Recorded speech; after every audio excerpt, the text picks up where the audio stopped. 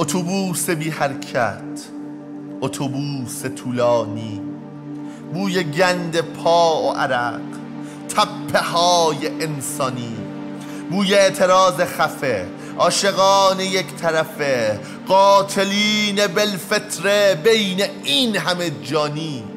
بحث تن کنار وطن، اندی و ساسیمانکن، ساقیا بده جامی زان شراب روحانی، مالشی به بیشرمی، حرفهای سرگرمی، از تحرک مرزی تا حقوق درمانی،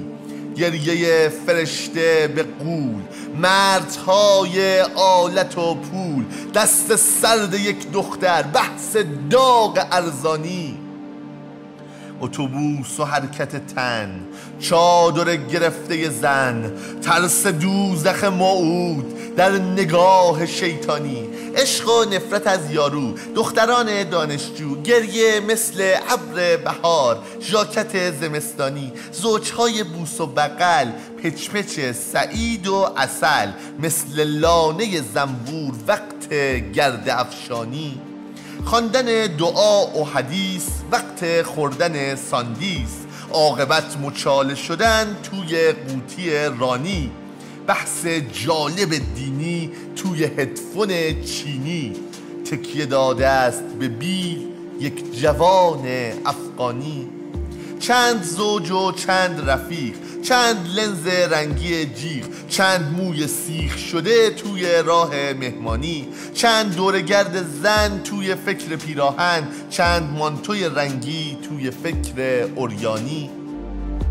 استرس و ساعتها، بازی خیانتها، چترهای بی مصرف، چشمهای بارانی، تیپ و هیکل هنری در کمال بی خطری، ریشه های در کافه، ریش های عرفانی، یک زن بدون دهان، در سرش شب و سرطان، روزهای غمگینش تحت پرت و درمانی، پرسه توی شهر شلوغ، در میان دود و دروغ، پسران راست شده، دختر خیابانی، دستهای در گردن، محض امتحان کردن، جای مهر رد و قبول مانده روی پیشانی،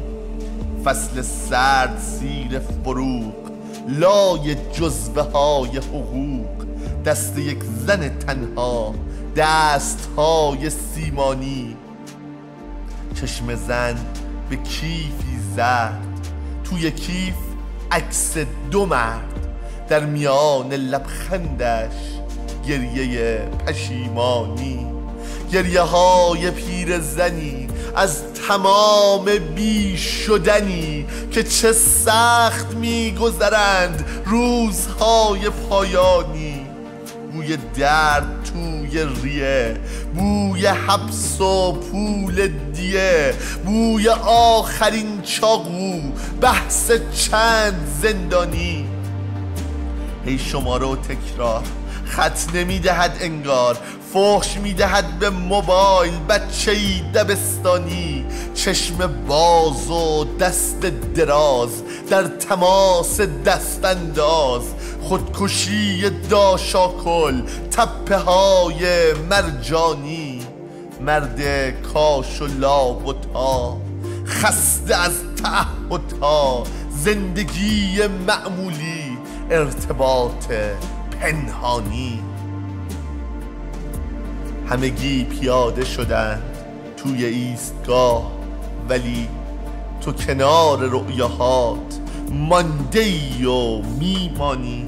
خسته ای و خسته تری از جهان بی خبری، هیچی نمیفهمی، هیچی نمیدانی، اتوبوس شرمنده، غرق خواب راننده، یک مسیر بی مقصد، جاده های طولانی، ای رفیق شاعر من، آخرین مسافر من، در تو باد می آید ابتدای ویرانی.